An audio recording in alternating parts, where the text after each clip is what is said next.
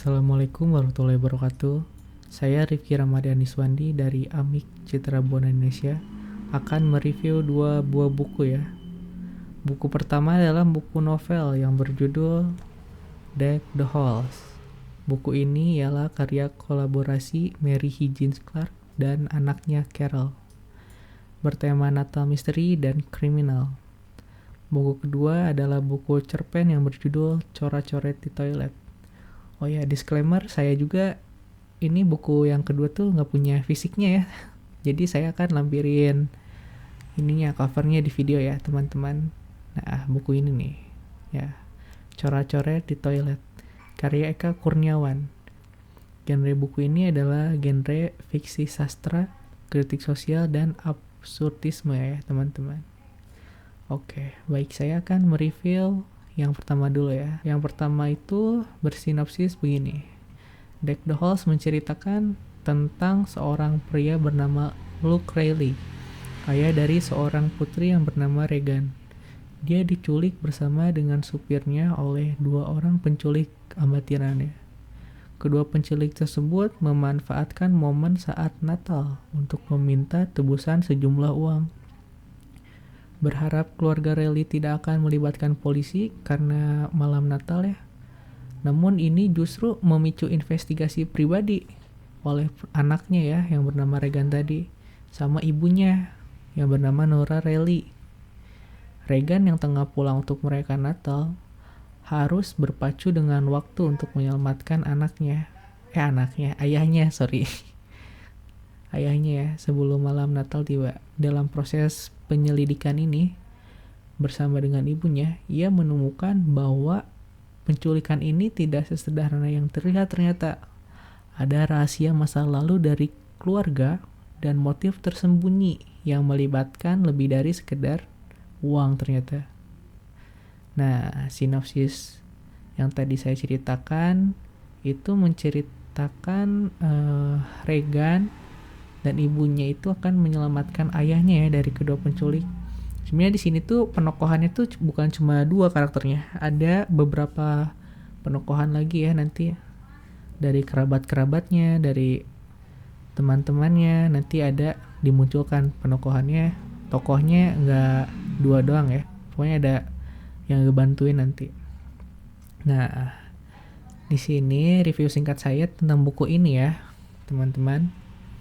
Kombinasi antara misteri dan nuansa malam Natalnya tuh oke gitu. Apalagi dibaca waktu akhir tahun ya, kayak vibe-nya tuh liburan banget gitu.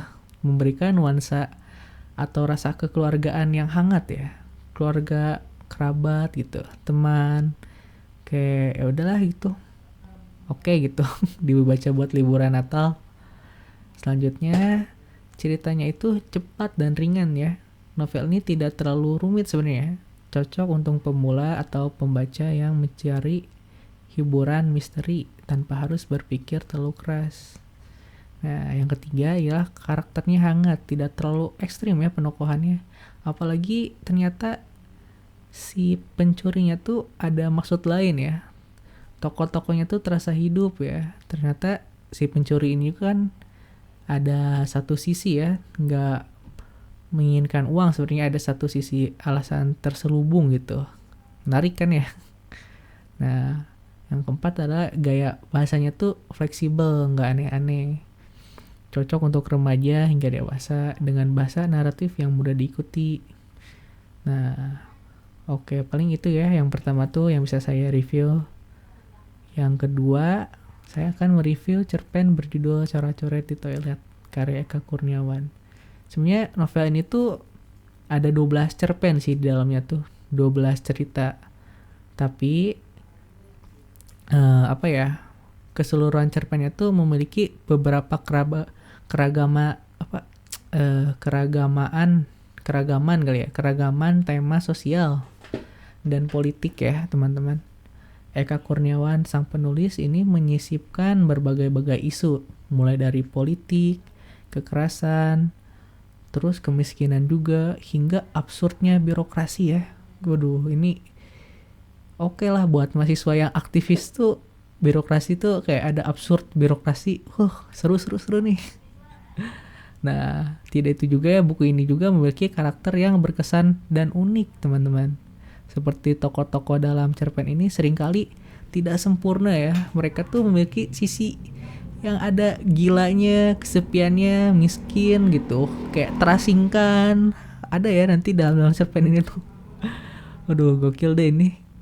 Namun di satu sisi ya, tokoh-tokoh itu tuh terasa nyata gitu, manusiawi gitu. Bener lah ini tuh manusiawi lah, emang gila gitu, emang betul.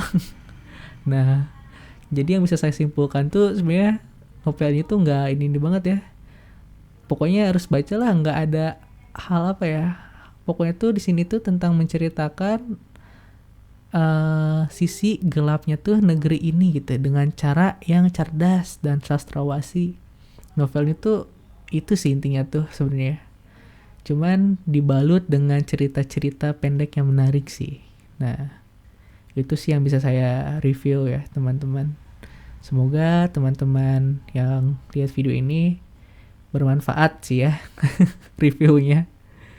Oke, terima kasih ya. Assalamualaikum warahmatullahi wabarakatuh.